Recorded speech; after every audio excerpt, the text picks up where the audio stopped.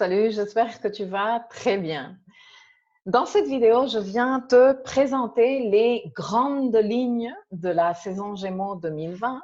Je viens te parler de certains événements sur l'agenda astro que j'estime tu devrais leur donner un peu ton attention, même si je te laisse décrypter tous les autres et travailler avec. Et je viens également te parler de la nouvelle lune du 22 mai qui se tient dans le signe des Gémeaux à 2 degrés du Gémeaux. Voilà, je viens te présenter un tout petit peu tout ça, les énergies disponibles et tout ce que cette saison Gémeaux va représenter pour nous.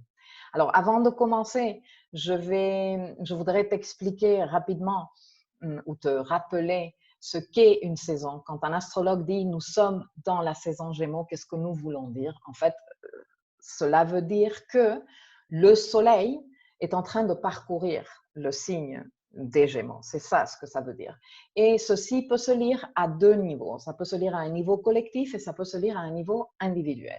À un niveau collectif, qu'est-ce que ça veut dire? Eh bien, ça veut dire que, disons, l'énergie vitale que représente le Soleil, la conscience collective et l'attention, le focus, si tu veux, va être plus concentré sur les affaires Gémeaux. Quelles sont les affaires Gémeaux? Eh bien, Gémeaux est une énergie hyper sociale qui est super relationnelle aussi. Elle adore, l'énergie Gémeaux adore faire des contacts, être en contact avec les autres, relier des informations, des personnes, des situations. C'est une énergie curieuse, c'est une énergie très exploratrice, c'est une énergie très expérimentale également. Une énergie comme expérimentale, disons, corporelle, mais qui fait le lien, parce qu'on revient toujours à la même chose, avec la partie mentale.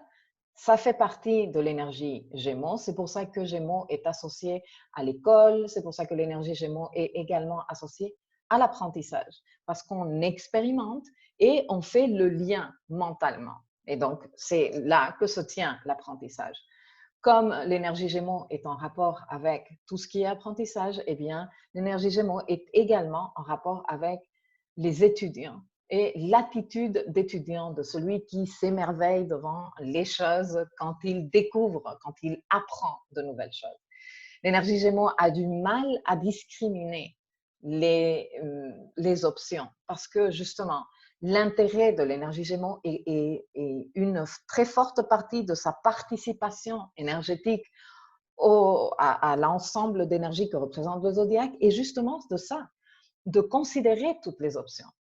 Il y aura d'autres signes qui viendront discriminer, comme par exemple le signe de la Vierge.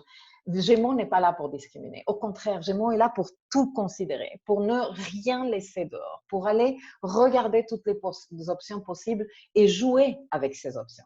Donc du coup, au cours de la saison Gémeaux, l'énergie collective va être dans ça, très communicative, très curieuse, très fortement sociale et relationnelle, très ambivalente aussi. Ça fait partie de l'énergie Gémeaux parce que Gémeaux ne tranche pas. Gémeaux ne dit pas ça oui et ça non. Gémeaux dit tout. On ne peut pas tout, je prends tout. Bon, ça va être un peu le mood collectif pendant cette saison Gémeaux. À un niveau individuel, pendant la saison Gémeaux, toi, tu peux être en train d'explorer l'énergie Gémeaux, mais plus précisément, dans ton thème, tu as un secteur Gémeaux. Un secteur Gémeaux qui inclut une, deux ou trois maisons.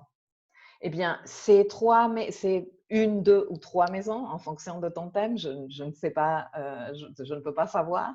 Chacun doit aller regarder sur son thème. Eh bien, c'est l'opportunité pour toi de te focaliser sur l'énergie Gémeaux, cette énergie légère, curieuse, qui considère les nouvelles options, qui arrive à relier les idées et les concepts, les notions dans les affaires concernées par les maisons Gémeaux de ton thème. Tout dépend, si tu as Gémeaux en maison 2, ça va être peut-être considéré des options de faire plus d'argent, vendre mieux, trouver de nouvelles sources de revenus. Pourquoi? Parce que la maison 2 est en rapport avec les finances et les ressources. Mais si tu as Gémeaux en maison 5, eh bien, tu vas peut-être être en train de t'ouvrir, ou tu as en tout cas l'énergie disponible pour commencer à t'ouvrir sur de nouvelles options créatives, de rapports et de communication avec tes enfants, ou peut-être commencer à te rendre un peu plus disponible pour connaître quelqu'un si tu es célibataire, puisque la maison 5 est en rapport avec les projets créatifs, ton œuvre en général, tes enfants, si tu les as ou si tu veux les avoir, et toutes ces premières relations, ces flirts, tu vois, la romance, quand tu commences à quand tu te rends disponible pour connaître ou rencontrer quelqu'un. Voilà. Donc, à toi de voir où se trouve le signe des Gémeaux dans ton thème et quelles sont les maisons que le soleil, dans son passage, va illuminer. Maintenant, en ce qui concerne l'agenda astro. Alors, tout d'abord, je commence par te dire que la saison Gémeaux va aller cette année du 20 mai au 20 juin 2020. Elle commence le 20 mai avec l'entrée du soleil en Gémeaux et elle termine le 20 juin quand le soleil entrera en Cancer. La saison Gémeaux vient quelque part nous donner un petit break de légèreté aussi. De ça, je t'en ai déjà parlé il y a quelques jours dans un live sur Facebook et sur Instagram, où je te disais, avec le début de la saison des rétrogrades, donc qui a commencé fin avril, avec Pluton qui a commencé à rétrograder, puis Saturne qui a commencé à rétrograder, puis Vénus et finalement Jupiter. Et donc, on a en ce moment 4 planètes en mode rétrograde. Et les planètes en mode rétrograde, c'est toujours un moment pour, OK, je sens moins la pression, surtout que la plupart de ces planètes sont en rapport avec le coût au système, avec un S majuscule, qui a représenté toutes ces conjonctions en début d'année dans le signe du Capricorne.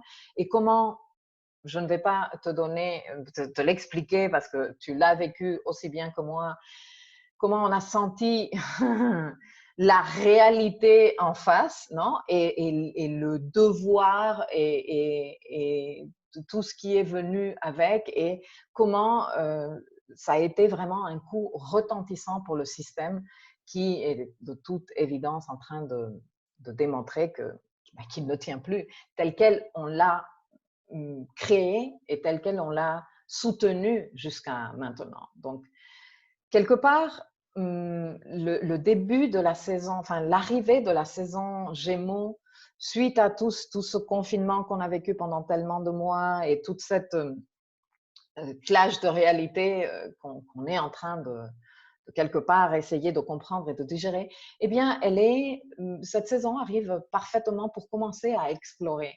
de nouvelles options, pour commencer à penser, s'ouvrir à de nouvelles options, considérer de nouvelles options, commencer à jouer, à les combiner. Pas parce que d'ici le 20 juin, on va arriver à concevoir une toute nouvelle forme de système qui soit plus durable pour nous tous.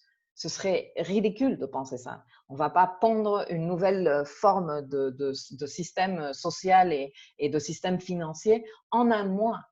Notamment que le travail des nœuds qui viennent tout juste, ils sont tout juste en train de changer d'axe. Le nœud nord étant entré dans le signe des Gémeaux, et donc ils vont rester là pendant 1 an et demi, ça va être aussi le travail. Donc ceci ne va pas se faire en 2 jours, rapidement, 1 mois, c'est bon, j'ai les idées. Non. Et d'ailleurs, beaucoup des idées qui vont être exposées quelque part et qui vont circuler et avec lesquelles on va jouer, eh bien, ne vont pas être vraiment utiles, ne vont pas être véritablement viables, ou nous-mêmes, on ne sera même pas encore prêt à les accueillir. Mais l'exercice intellectuel est super important. Et ceci, je te le dis non seulement pour la partie collective et le fait que nous sommes tous quelque part concernée par ce qui se passe parce que cette société de laquelle je te parle, eh bien moi j'appartiens, je vis dedans et toi aussi. Donc on veut quelque part une société qui nous ressemble davantage. Et dans est-ce que la société que l'on a me ressemble ou pas? Est-ce que je me sens bien là-dedans? Est-ce que je veux continuer à soutenir ce type de situation avec mon vote, avec là où je mets mon argent, non seulement dans les banques, mais là où je mets mon argent dans ma consommation?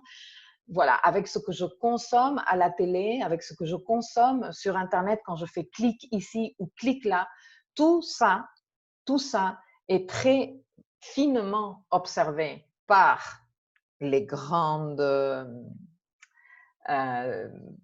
entreprises, on va dire ça comme ça, les grands pouvoirs, pour voir quelles sont les tendances et nous livrer quelque part ce que nos tendances indiquent. Donc, le moment de commencer à explorer tout ça, surtout avec le fait que Vénus est rétrograde, et donc elle nous permet justement de faire ce travail, de dire, OK, qu'est-ce que je veux en réalité? Est-ce que ça continue à répondre avec, à ce que moi je veux, à comment mes envies, mon désir ont évolué dans les derniers temps? Est-ce que cela correspond toujours? Eh bien, on est un peu dans ce décelage, si tu veux, et qui va durer encore jusqu'à la fin du mois, parce que la fin du mois de juin, je veux dire, parce que Vénus sera en mode rétrograde jusqu'au 25 juin. Et même lorsqu'elle aura repris son mouvement direct, nous, on aura juste un bébé désir. On aura juste une nouvelle forme de désir et on ne saura pas très bien comment jouer avec ça. Comment l'exprimer? Comment vraiment attirer ce que l'on veut avec cette nouvelle forme de désir? Donc bon, cette saison Gémeaux est bien dans le style du Gémeaux, expérimental à fond, où on va dire du tout et de n'importe quoi, et l'intérêt ne sera pas vraiment de juger ce qui est dit, mais de prendre l'info, parce que peut-être qu'elle va nous permettre de faire d'autres processus après. Ces informations seront intéressantes peut-être à analyser et à discriminer à d'autres moments de l'année. En tout cas, la saison commence comme ça et elle commence également sous disons, la signature astrologique de la rétrogradation de Vénus cette année, qui est ce carré entre Vénus et Neptune, dont je t'ai déjà parlé. Je laisserai les vidéos et les liens ici en dessous, et qui parle de maquiller la réalité, parce qu'elle est trop dure à voir en face. Donc, ceci, à nouveau, n'est pas pour te dire « Oh, tu vas aller te raconter des salades » ou te prédéterminer de quelconque façon. Au contraire, ceci est pour te donner les éléments que tu puisses t'observer. Est-ce que tu es en train de te raconter des salades? Est-ce que quelqu'un est en train de te raconter des salades ou en train d'essayer de te raconter des salades? Est-ce que quand ce quelqu'un vient et essaye de te raconter des salades, toi, tu es réceptif à ça? Parce que dans un rapport d'arnaque, si tu veux, on va le mettre comme ça, parce que c'est une signature d'arnaque, je te raconte des trucs et je te vends le truc comme si c'était merveilleux, mais finalement, pas autant que ça.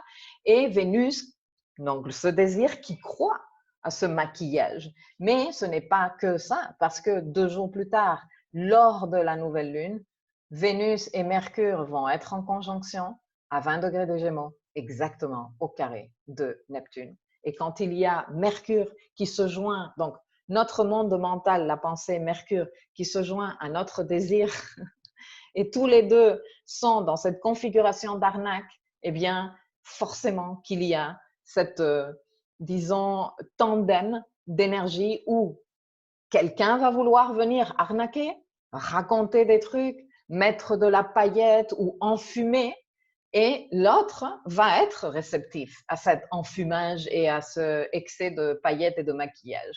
Alors attention, parce que, enfin attention, c'est le moment d'observer, de t'observer. Qu'est-ce que ça te fait, ce genre de flou et d'enfumage? Est-ce que tu es quelque part une partie de ce type de jeu? Est-ce que tu l'as fait déjà antérieurement? Est-ce qu'on l'a déjà fait avec toi? Pourquoi?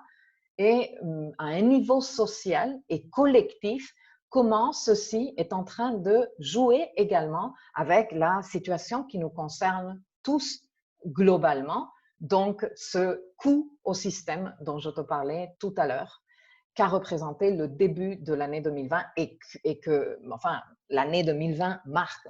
L'année 2020 est venue secouer le système dans tous les sens et ce qui se fissurera, ce qui tombera, ce qui s'effritera, ça fait partie de cette réforme, de cette énorme rénovation à un niveau institutionnel, gouvernemental. Donc bon, dans ce processus-là, est-ce qu'il y a des arnaques? Qui est en train d'essayer d'arnaquer? Enfin, j'utilise le mot arnaque un peu de façon générale, à toi de faire les nuances. Mais qui est en train d'essayer d'arnaquer? Comment ils sont en train ou elles sont en train d'essayer d'arnaquer? Et qui est réceptif? Est-ce que toi, surtout, es réceptif à ce type d'arnaque? Voilà. Donc, la saison, tu sais, quand une saison démarre, nous, astrologues, on aime bien se faire une carte de la saison.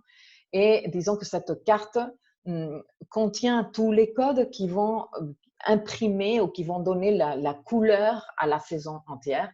Donc, dans la carte de début de saison Gémeaux, on a ces deux codes-là.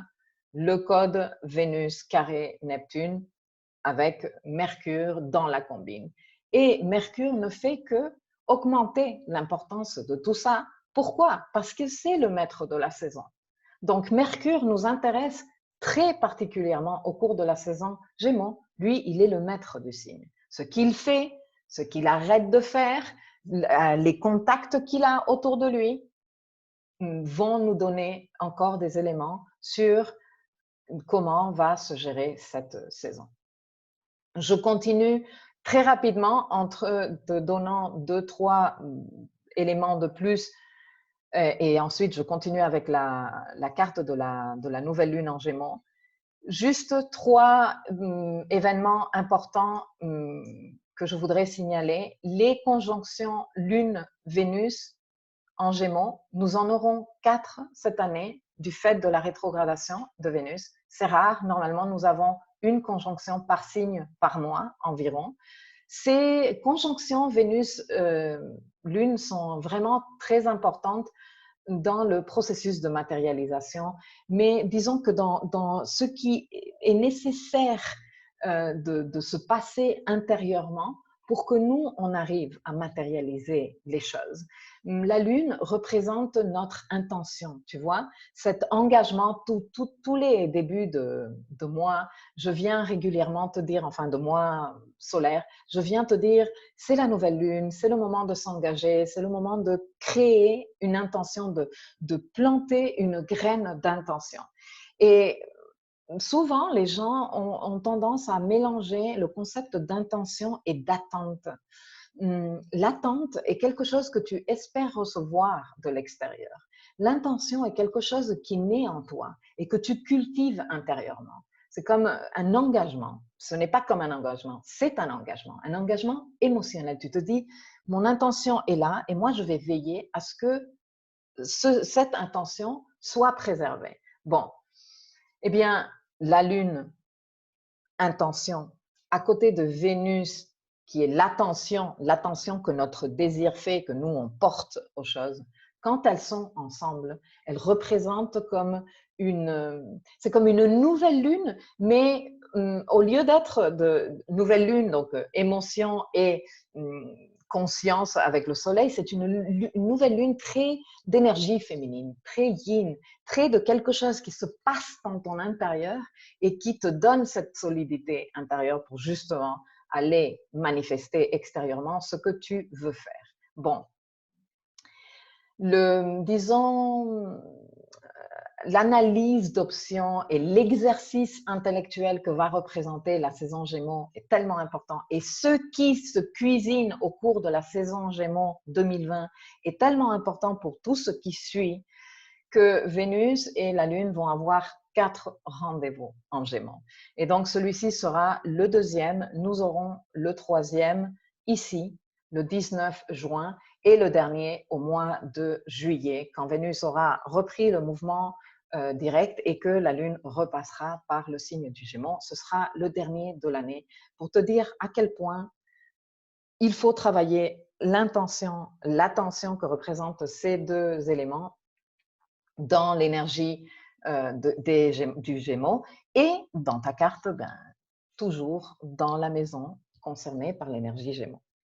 Voilà, deux autres trucs que je voulais te dire et le fait que d'un côté Mercure, je te disais, c'est le maître de la saison, donc il est important, on le surveille. Il va entrer en Gémeaux le 28 mai et normalement Mercure passe 3 semaines dans un signe. Sauf que cette année, il sort du signe Cancer le 5 août, donc beaucoup plus de 3 semaines. Et pour cause, il va commencer à rétrograder. Donc, à partir du 2 juin, il sera en nombre pré-rétrograde. Ce qui veut dire que à partir du 2 juin et jusqu'à ce qu'il commence sa rétrogradation, je viendrai t'en parler, tout ce qui se passe avec Mercure va être soumis à révision 3 fois, de par les passages multiples de Mercure par ces signes-là. Ceci est important. La dernière des choses que je voulais te dire avant de te présenter rapidement la carte de la nouvelle lune est le Venus Star Point, cette conjonction inférieure, cette rencontre entre Vénus rétrograde et le Soleil qui se tient toujours au cours des rétrogradations de Vénus et qui marque la naissance d'une nouvelle forme de désir, un désir qui a été nettoyé, qui a été épuré, qui est simplifié, et c'est un bébé désir qu'il va nous falloir explorer, connaître, nous relier à ce désir et l'expérimenter pendant les 9 mois pendant lesquels Vénus va être en mode étoile du matin. Et donc, ce sera l'opportunité de comprendre cette nouvelle forme de désir. Eh bien, ce bébé désir, il naît le 3 juin à 13 degrés des Gémeaux. Et bien sûr, pour toi, eh bien, ce sera en relation avec la maison qui est en rapport, où se trouvent les 13 degrés des Gémeaux. Voilà, mais si tu es beaucoup plus intéressé, tu peux venir te joindre à nos séances de formation Vénus et ses Venus Star Point. Bon, je termine en te présentant très rapidement la carte de la nouvelle lune en Gémeaux. Elle est très intéressante parce que, comme je te disais, elle nous emmène, toute nouvelle lune démarre une période de 6 mois de travail, de focalisation sur certains aspects, lesquels des aspects du signe où se tient la nouvelle lune, en rapport avec la maison pour toi où se tient la nouvelle lune. Là, pour le coup, c'est la nouvelle lune en Gémeaux, donc comme je te disais tout à l'heure, la communication, les idées, les options, l'aspect social. Et cette nouvelle lune va nous donner des résultats d'ici 6 mois, en fonction de ce qui a été fait. Et le moment où la nouvelle lune se perfectionne, que l'on peut imprimer quelque part sur la carte de l'événement, eh bien, va contenir certaines signatures astrologiques qui vont nous permettre de comprendre quelles sont les énergies qui vont être disponibles.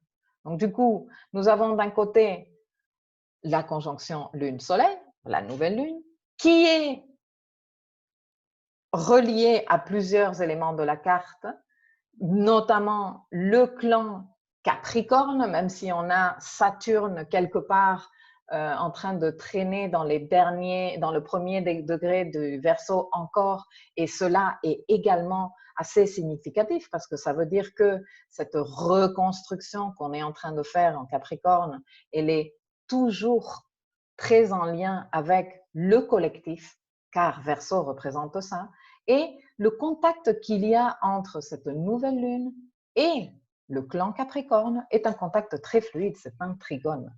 Donc, excellent, ces nouvelles considérations, ces nouvelles communications, ces nouvelles